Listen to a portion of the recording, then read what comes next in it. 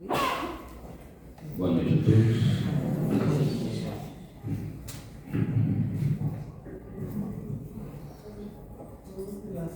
Que a paz de Francisco esteja com todos. No capítulo 5 do Evangelho segundo o Espiritismo, Santo Agostinho vai falar para nós sobre um tema que as pessoas muito se questionam: o mal e o remédio. Quando a gente olha a sociedade hoje, os fatos que a gente vê acontecendo, muitas tragédias, cataclismas, quantas pessoas perdendo a vida, terremotos, roubos, pessoas assassinando umas às outras, crianças sendo maltratadas, e a gente questiona: será que Deus existe? Será que realmente existe alguém que coordena isso tudo? Será que Deus permite que isso tudo aconteça? E por que permite? Por que tanto mal? Por que tanta dor? Eu olho às vezes para a vida do meu vizinho, um parente próximo, e parece que ele tem tudo e eu não tenho nada. Por que isso? Mas a doutrina espírita vai explicar para nós que a Terra, ela não é um paraíso de delícias. A Terra, na verdade, é uma escola bendita. Todos nós que aqui encarnamos com o objetivo de evoluir, conforme nos fala a questão do Livro dos Espíritos, quando Allan Kardec pergunta o objetivo da encarnação, e os Espíritos respondem a Kardec: evolução. Então, nessa escola bendita, muitas vezes, nós somos o resultado nessa encarnação de escolhas, muitas vezes, que se afastaram das leis divinas em outras vidas. E quando nós nos afastamos das leis divinas, é necessário que, de alguma forma, pelo amor, ou na maioria das vezes pela dor, sejamos colocados de volta no trilho. Então é sobre isso que a gente vai conversar um pouquinho na noite de hoje. E para iniciar, eu vou pegar aqui o Evangelho segundo o Espiritismo. Então, para ser fiel aqui a Santo Agostinho, eu vou ler só o começo para a gente entender. Então, no capítulo 5, bem-aventurados os aflitos. E ele começa falando assim: ó: será a terra um lugar de gozo, um paraíso de delícias? Olha o que ele está perguntando. Então, quem acha que o planeta Terra é um planeta só para aproveitar, um parque de diversões? A gente está equivocado, porque o planeta Terra é o quê? É um planeta de provas e expiações. Ele está num momento ascensional, onde nós iremos transitar para um mundo de regeneração. E nesse mundo de regeneração, quando tem a descrição dos mundos, através de Allan Kardec, não fala que o mundo de regeneração é um mundo onde só existem espíritos felizes. Ele fala que o bem já começa a predominar sobre o mal, mas ainda existe o mal. No nosso planeta, atual estágio de provas e expiações, nós percebemos que ainda existe uma grande quantidade de pessoas se afastando das leis divinas, olhando mais para si do que para o próximo, porque ainda não compreenderam o mandamento de Jesus do ama teu próximo como a si mesmo. E aí continua Santo Agostinho: já não ressoa mais aos vossos ouvidos a voz do profeta Nazareno? Não proclamou ele que haveria prantos e ranger de dentes para os que nascessem nesse vale de dores? Se a gente for lembrar, uma conversa de Jesus com um dos doutores da lei, ele pergunta o que ele precisava para aprender, para entrar no reino dos céus, e Jesus responde para ele: nascer de novo. Jesus estava falando de reencarnação, mas naquele momento Nicodemos, que era um dos maiores doutores da lei da época, não compreendia o que Jesus queria falar para ele, como nascer de novo. Ele fala: mestre, mas como voltarei eu desse tamanho velho para o ventre da minha mãe? E ainda mais que a minha mãe já havia morrido.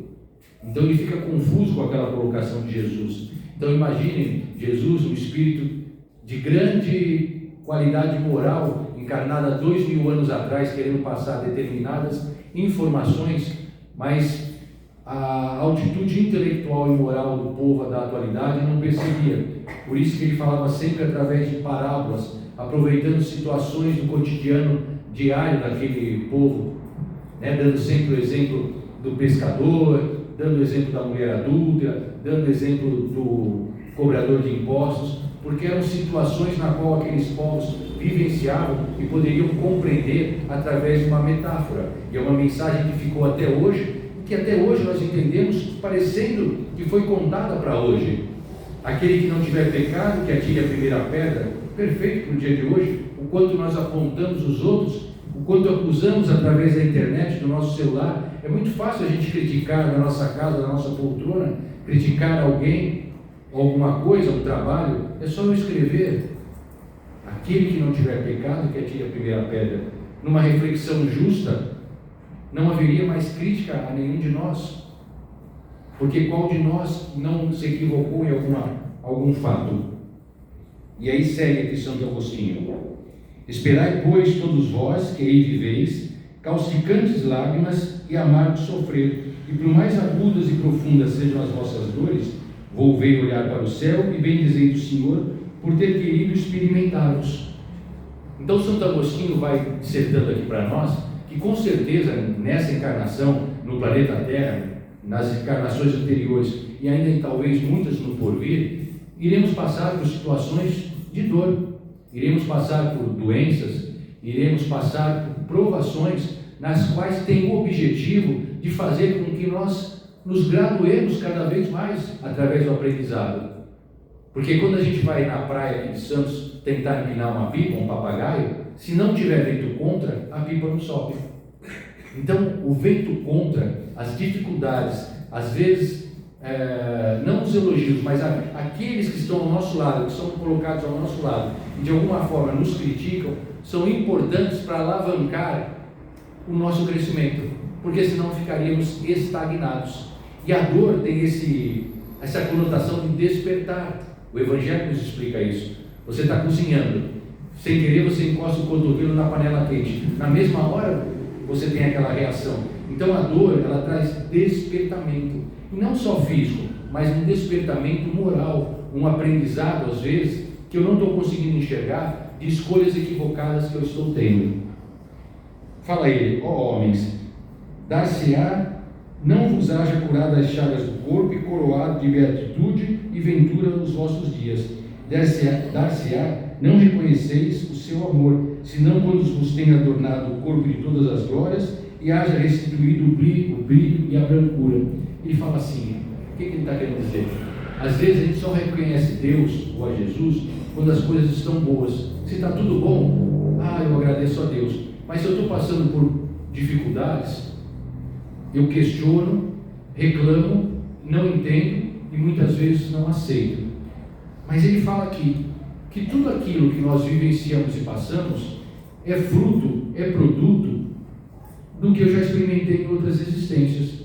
A gente sabe que existe uma lei de ação e reação, e que todos nós temos um livre-arbítrio. Quando nós adentramos a condição de homens, através da cadeia evolutiva, criados simples e ignorantes, evoluindo do átomo ao arcanjo, reino mineral, reino vegetal, reino animal, condição de homens. E quando nós entramos na condição de homens, passamos a exercer o livre-arbítrio, e através do livre-arbítrio, nos afastando das leis divinas. Poucos de nós são aqueles que desde o princípio, quando fazemos uso da nossa liberdade de escolha, escolhemos de forma respeitosa ao próximo. O grande problema é que nós escolhemos sempre situações que nos favoreçam a nós e aos nossos, ainda dirigidos mais pelo instinto do que pelo amor. A culminância da evolução é o arcanjo, é o anjo. E como se faz para chegar na evolução de um anjo? Desenvolvendo o amor, nos explica Joana de Ângeles. E como é que a gente desenvolve o amor na encarnação? A gente desenvolve o amor através de situações vivenciadas, às vezes nas quais nós somos experimentados na dor. Porque quando você sente a dor na pele, muitas vezes, você não quer mais passar por aquilo, e você, quando identifica aquela mesma dor no próximo, você se sensibiliza e acaba auxiliando. Esse é um dos objetivos. Na relação do homem com o animal, um do maior objetivo da relação do animal junto do nosso lar é despertar virtudes. Quantas vezes a gente não consegue perdoar um irmão que a gente brigou? Quantas vezes eu não consigo abraçar outro ser humano? Quantas vezes eu não consigo beijar outra pessoa? Quantas vezes eu não abro mão de comprar alguma coisa para mim, para comprar alguma coisa para o outro, mas para o meu cachorro eu abro mão, eu compro um biscoitinho, uma raçãozinha, um agrado, só para chegar em casa, ó, biscoito para você. Então, se as pessoas perguntam qual o principal objetivo dos animais nas nossas vidas, desenvolver virtudes. Aquele homem, aquela mulher, quando eu falo ser humano que não consegue perdoar o parente próximo que brigou na noite de Natal, aquela confusão da noite de Natal. E aí perdura por anos e anos, aquela intriga, e só vão se reencontrar no velório do pai ou da mãe. Aquela pessoa não consegue perdoar, não consegue pedir perdão. Aí vem um cachorrinho. Aí aquele cachorrinho, todo dia quando aquela pessoa chega do trabalho, quando chega em casa, aquele cachorrinho vem pulando, serelepe, balançando o rabinho, te enche de lambida, e cada lambida é uma cura. Aí você chega em casa, vê que ele estragou todo o almofado do sofá, você só pagou a primeira prestação das 18 na Casa das Bahia, mas você dá risada. Que legal. Aí você põe um pano por cima do sofá, que você ainda vai pagar 17 prestações, mas está tudo bem. Se fosse aquele teu irmão que você não fala, era fuzilado.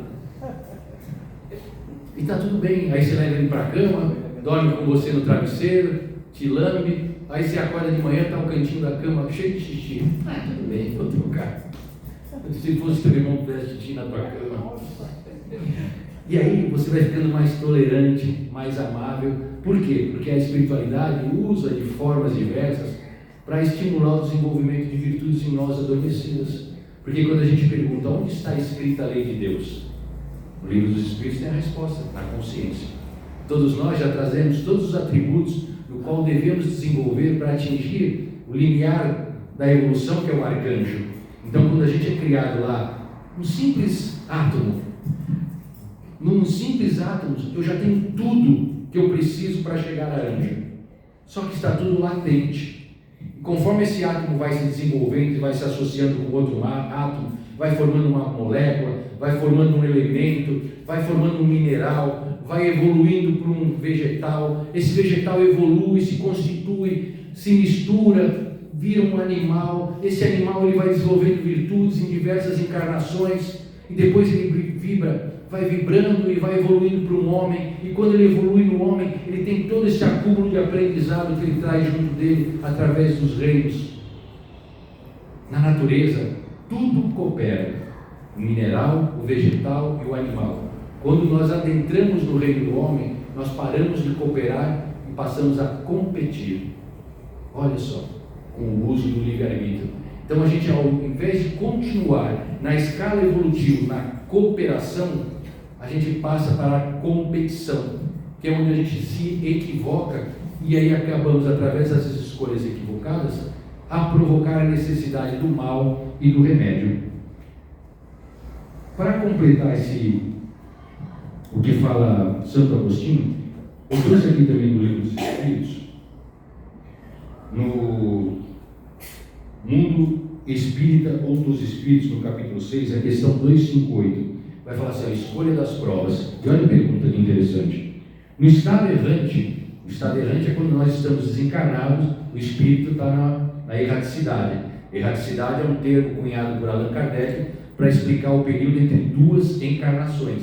Então o espírito que não tem mais o corpo, desencarnou, ele se encontra na erraticidade. Então ele fala, no estado errante, e antes de tomar uma nova existência corpórea, o espírito tem a consciência e a previsão das coisas que lhe sucederão durante a vida. Então olha o que Kardec pergunta.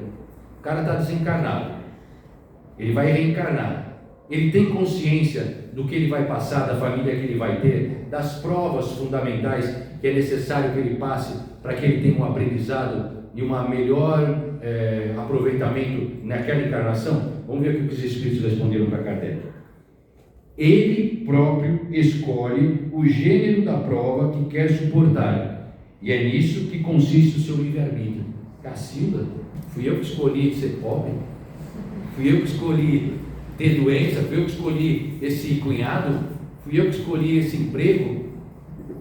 Existem peças-chave, pontos que são pilares na nossa encarnação.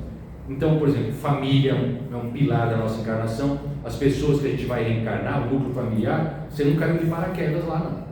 Com certeza, você tem fatos, às vezes, mal resolvidos com aquelas pessoas. Então, na mesma família, você vai ter pessoas que você tem mais afinidade, mas vai ter pessoas também que você tem uma dificuldade que você vai ter que resolver em outras encarnações. Então, família é um dos pilares. Por exemplo, uma vocação. Cada um de nós aqui, se a gente fosse perguntar, vamos ter aqui N profissões, cada um traz uma vocação diferente, cada um traz um talento diferente. Nós trazemos especificidades diferentes. Um gosta de música, o outro vai gostar de lecionar, o outro gosta de cozinhar, o outro vai ser médico, um vai ser astronauta, arquiteto, engenheiro. A gente traz predisposições diferentes. E por que isso? Porque para o espírito ele chegar numa condição evolutiva de arcanjo, se vocês pensarem, Jesus sabia o quê? Jesus sabia de tudo. Ele sabia medicina, sabia matemática, sabia de química, sabia de engenharia. Se perguntasse para o homem, ele sabia. Por quê? Porque é um espírito de alta evolução. Mas ele falou assim, vós podeis fazer o que eu faço, muito mais. Então, quando a gente vai reencarnando, a gente vai ter que ir experimentando situações diversas para desenvolver as habilidades que a gente não tem desenvolvida. Então, ora como Wilson, ora como Eliane, ora como Silvana, ora como Rafael. O sexo é o de menos. Porque questão 200 e 201 do Livro dos Espíritos. Tem sexo os espíritos? E olha o que respondem para Kardec, eles deixam no ar. Não como imagineis. A gente pensa no sexo, a gente pensa no órgão genital, pênis ou vagina. Mas para os espíritos, sexo é outra frequência. São polaridades. Uma polaridade mais forte, mais animalizada, ou uma polaridade mais emocional do feminino. E é necessário que encarnemos nas duas polaridades para desenvolver amorosidade, força e diversos atributos no qual somos necessários. E não tem problema nenhum. A gente precisa desenvolver, às vezes, aprender línguas, costumes, profissões, desenvolver habilidades, e é nisso que eu vou desenvolver a minha encarnação. Então ele fala aqui, ele próprio escolhe o gênero da prova, e é nisso que está o seu livre-arbítrio, porque o espírito tem livre-arbítrio. Então, quanto mais dilatado o seu livre-arbítrio, quanto mais evoluído é o espírito, tanto moral quanto espiritualmente, mais ele pode escolher, interferir e dar pitacos na sua próxima encarnação. Olha que interessante. André Luiz nos relata num dos livros dele que tinha uma moça que ele vai fazer uma visita no Ministério da Reencarnação. Isso é muito legal. Aí ele está acompanhando uma moça que vai reencarnar. E aí ele fala que nesse Ministério da Reencarnação tinha vários manequins que quando a pessoa vai reencarnar, os engenheiros lá da espiritualidade, os geneticistas espirituais, eles têm todos os corpos lado a lado daquele espírito reencarnante. Então eles têm o corpo fisiológico, o corpo muscular, o corpo com órgãos, as formas morfológicas, um do lado do outro. E aí aquela moça pede para analisar, ela fala, nossa, como meu corpo vai ser belo. Eles falam, sim, nós caprichamos aqui nas formas, o que, e vão ser importantes para a sua próxima encarnação, para que você possa passar pelas provas, direitinho. Aí André Luiz fala, nossa, que cuidado, que zelo, né? Mas aí, sabe o que ela solicita? Ela chega lá para o instrutor e fala assim, olha, será que aqui nessa parte das glândulas vocês podem dar uma mexidinha? Porque eu estou achando que meu corpo vai ser muito perfeito. Ela ia ter uma forma feminina muito esbelta, muito bonita. Sabe o que é? Na encarnação, já há 2 encarnações que eu acabo me perdendo pela beleza.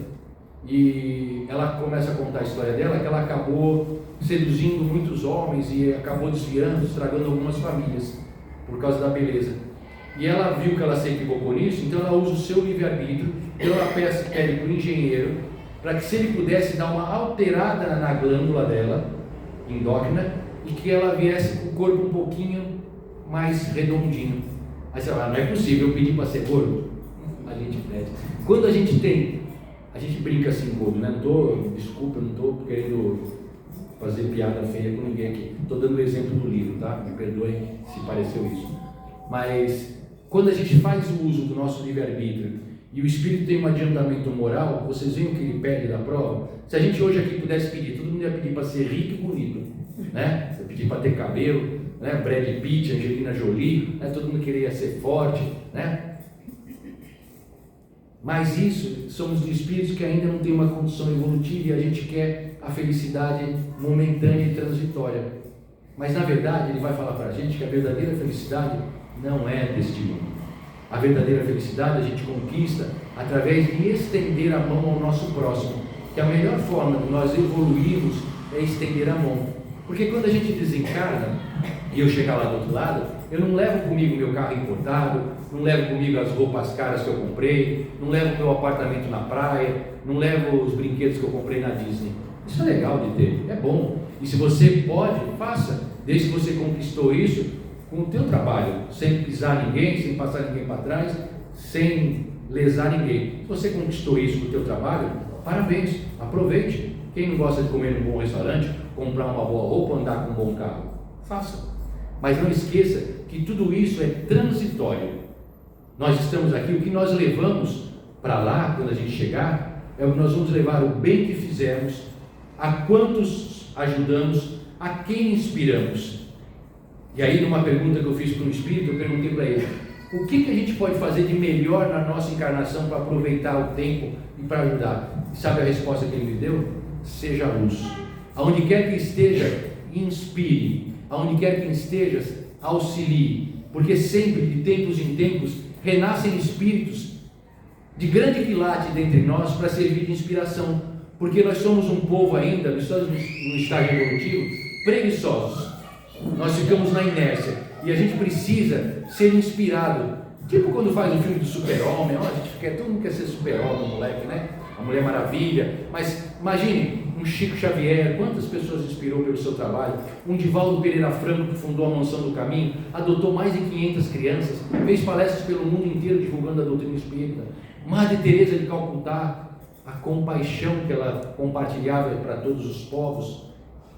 Quando ela sai do convento, ainda jovenzinha, ela fala: eu não tenho dinheiro, não tenho um teto sobre minha cabeça, mas enquanto eu tiver braços fortes e um sorriso, ninguém mais morrerá sozinho. Porque tinham morrido, né? Uma pessoa no colo dela na estação ferroviária. Mahatma Gandhi, que libertou o seu país sem uma única briga, inspirou o seu povo inteiro. Então, de tempos em tempos, aparecem pessoas assim na sociedade, para servir de inspiração. E que bom se a gente desperta e se inspira neles. Aí a gente reclama, às vezes, quando a gente está doente, a gente reclama, às vezes, de uma dificuldade, a gente reclama de provas que se repetem quando eu não aprendo. Mas não é assim com um aluno na escola, aquele aluno que repetiu de ano, porque ao invés de estudar adequadamente, não estudou e não conseguiu se graduar na nota suficiente para passar. Necessário que ele repita aquele ano. É chato ele ver a sua turma se adiantando e aí os outros alunos vêm, ele fica meio deslocado, mas faz parte, porque se eu não me esforcei, e precisa, e eu reclamo. No outro dia eu estava lendo um livro e aí ele me deu um exemplo muito legal, que eu gostei. Muitas vezes a gente está passando por uma prova, por uma situação, e a gente reclama. Nossa, e não entende por quê. Mas aí, ó, o exemplo. Todo mundo aqui viu o Karate Kid, todo mundo aqui é da minha faixa de idade. Eu estou falando daquele primeiro Karate Kid do seu Miyagi, né, do baixinho lá. Para quem é mais novo, tem o Karate Kid novo, do tira casaco, coloca casaco lá com o Jack Chan, né? Mas lembra quando o Daniel San lá, ele acha o seu Miyagi lá, e o seu Miyagi vai ensinar o Karate para ele, né? Aí o moleque fica todo empolgado, vai aprender Karate. O que o seu Miyagi faz com ele? Pintar cerca, né? Para cima, mão direita, e ele fica lá, e ele vai pescar. Ele fica bravo com o seu Miyagi vai pescar e deixa ele lá. Põe para cima, põe para baixo, porque chega no final do dia e fala: amanhã que cedo, né? No dia seguinte ele fala: agora Karatê. Aí ele dá 2 latas de cera, 2 esponjas, ele lixar para dentro, lixo grande, lixar para fora, né? E o moleque fica lá o dia inteiro bravo de novo. Aí no outro dia ele dá outra tarefa. Depois de várias tarefas da semana inteira, o seu Miyagi indo pescar, indo passear, o moleque chuta o balde, né, xinga o seu Miyagi, fica bravo. Fala assim: eu estou aqui para aprender Karatê, não para ficar fazendo manutenção na sua casa, né? Aí ele fala assim: mostra me pintar a cerca, né? Ele, aí ele dá os golpes de Karatê direitinho. Então a vida é isso. Muitas vezes a gente está passando por situações e eu estou reclamando daquela situação repetitiva, mas aquela situação repetitiva do pintar a cerca, lixar assoalho, cortar não sei o que, está te preparando lá na frente para uma lição que daqui a pouco ela vai se tornar natural. Você nem vai perceber como é que eu aprendi isso, mas você já introspectou o aprendizado através da repetição, muitas vezes dolorosas, repetitivas, que você não entendeu, porque a vida o tempo todo tem um mestre a te ensinar. Mas a gente não identifica e fica o quê? A reclamar. Então, muitas vezes o seu Miyagi nosso, Miyagi, né? Pode ser o meu irmão que eu não falo, pode ser o meu vizinho de porta que toca música lá, o funk alto me aborrece, o cara que buzina no trânsito, o cara intolerante do meu trabalho. Todos nós temos o seu Miyagi ensinando de alguma forma para lá na frente eu desenvolver o meu caráter melhor. Mas a gente não entende. Ainda aqui no Livro dos Espíritos, olha aqui o que ele fala, que interessante isso daqui. Não parece natural escolher as provas menos penosas? Porque eu falei, se a gente perguntar aqui, o que você quer ser? Bonito e rico. Então olha aqui, Kardec pergunta, não parece natural escolher as provas menos penosas? Eu não quero passar por situação penosa. E aos espíritos? Para vós, pode ser que sim. Para o espírito, não. Quando ele se liberta da matéria, a ilusão desaparece e ele pensa de outra maneira. Ou seja, quando a gente deixa a indumentária do corpo físico, a gente percebe que o corpo físico é transitório. E a maior reclamação da maior parte dos espíritos, quando tem despertar na espiritualidade, perceberam que o corpo físico morreu, mas que continuam vivos, é quando cai em si do mau aproveitamento do tempo. O que eu fiz no meu tempo? Porque todos nós temos 24 horas. O tempo está passando muito rápido. Se está passando para ti, está passando para nós. É igual. Mas o que eu faço das 24 horas do meu dia? Só no celular rodando aqui, ó. Aí quando você for ver, 2, 3 horas. E aqui no celular, né? Vai no banheiro, fazer o número 2, que era para 5 minutos, fica meia hora lá jogando joguinho, ou então vendo, criticando os outros lá. Entende? Todo mundo tem as 24 horas. O que a gente faz nas nossas 24 horas? Lembra da pergunta 132 do Livro dos Espíritos? Qual o objetivo da encarnação? Evolução. Ninguém encarna para ficar deitado na rede, vendo vale a pena ver de novo. A gente encarna para aprender, para ler. Ótima oportunidade para o Rafael. Quantos livros aqui para distribuir? Não, eu prefiro. É tempo perdido. E a gente acha que é valoroso. A internet é uma excelente ferramenta. Você consegue saber que estão estudando sobre fusão nuclear lá do outro lado do mundo em tempo real. Você consegue saber alguma curiosidade sobre um animal que você queira saber. Quer ver uma coisa? Vocês sabiam que quando a gente corta o rabo de uma lagartixa, o que acontece? Ele cresce. A lagartixa é da cadeia evolutiva, do átomo ao arcanjo. O princípio inteligente ele passa pelos répteis. Se tem a regeneração de um rabo numa lagartixa, quer dizer que isso já está introspectado no DNA do homem. Sabe por quê? Porque nós somos uma evolução, do átomo ao arcanjo, a evolução. Então, o refazer partes do corpo, a gente tem no nosso DNA de alguma forma adormecida, está nebulado, mas não está liberado por quê? Porque se a gente tivesse liberado a regeneração de membros e órgãos, talvez a gente ia fazer uma catástrofe aqui, mas já tem. E aí, cientistas da Noruega, você pode procurar isso na internet, estão estudando como é que a lagartixa e outros répteis conseguem regenerar membros amputados, porque isso, imagina, para ajudar pessoas amputadas ou que nasceram sem membros. Outra coisa, se fala que no futuro o médico do corpo físico, ele não vai só cuidar do físico, ele vai cuidar do espírito, da alma. Como é que ele vai fazer isso? Numa hora de uma cirurgia, ele vai estar junto com o elemento, com espíritos encarnados, que vão estar intuindo e conversando com ele mentalmente, para ele acessar a melhor posição para fazer ali a sutura, para fazer o corte, para fazer a extração ali do tumor. E fala que no futuro a visão nossa, ela vai ser uma visão raio-x, vai ser uma visão que vai ampliar. Que nem quando você vai tirar foto com o celular, você não aumenta o zoom lá não sei quantas vezes, a nossa vista vai fazer isso. Nós já temos o nosso DNA, quer ver? Uma águia. A águia, quando fica voando lá em cima, né? O rei dos pássaros, a águia, ela fica voando a mais de 1 quilômetro de altura, olhando a presa no chão. Aí ela identifica numa clareira 5 coelhinhos. Aí ela fica lá rodando em círculo, lá de cima.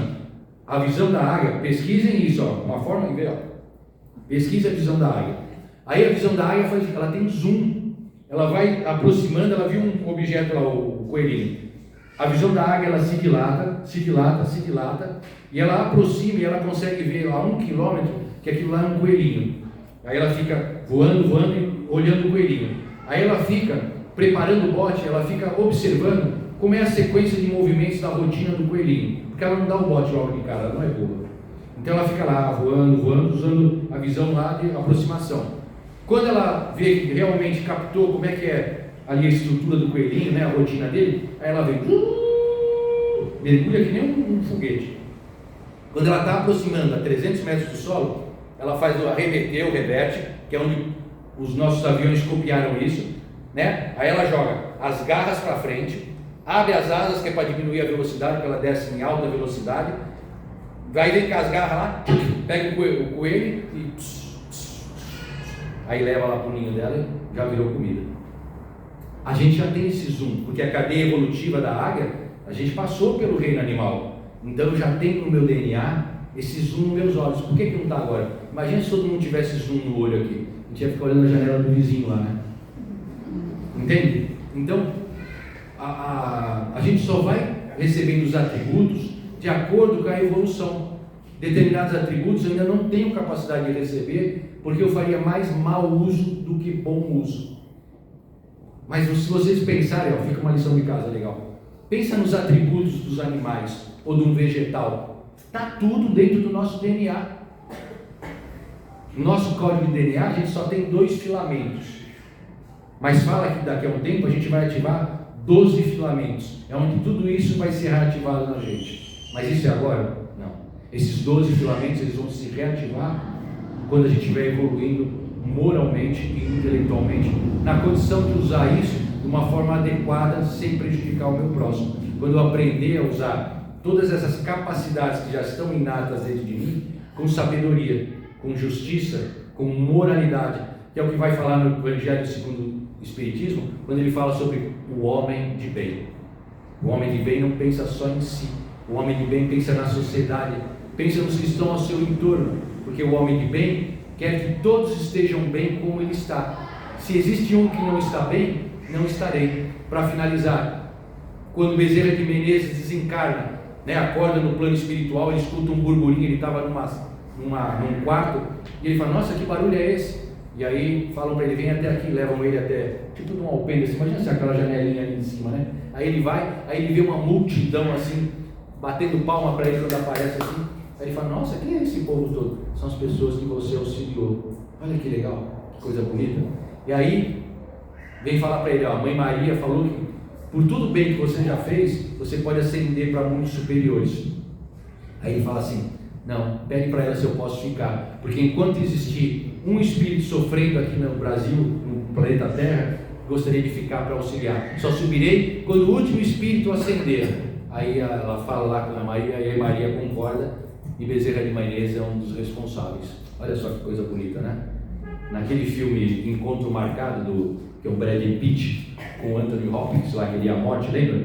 Ele vem como morte, né? Ele vive a morte lá, ele se apaixona, não quer ir embora a morte, porque a vida é boa, né? Mas no final do filme, quando ele vai levar o Anthony Hopkins, né, que está estourando os fogos do aniversário, aí o Anthony Hopkins, eu não lembro o nome dele no filme, vai desencarnar, ele vira para o Brad Pitt, ele fala, eu preciso ter medo, né, porque ele vai morrer naquele momento, no final do filme, já estou dando spoiler, um filme antigo. Brad Pitt, que é a morte, vira para ele e fala, não um homem como você. Olha que bonito, já pensou a gente escutar isso no final, quando ele estiver chegando lá na porta do céu com o Pedrão, preciso ter medo, ele está com aquela chave de ouro para abrir o portão, preciso ter medo, ele fala, não uma pessoa como você. Meu muito obrigado a todos, boa noite.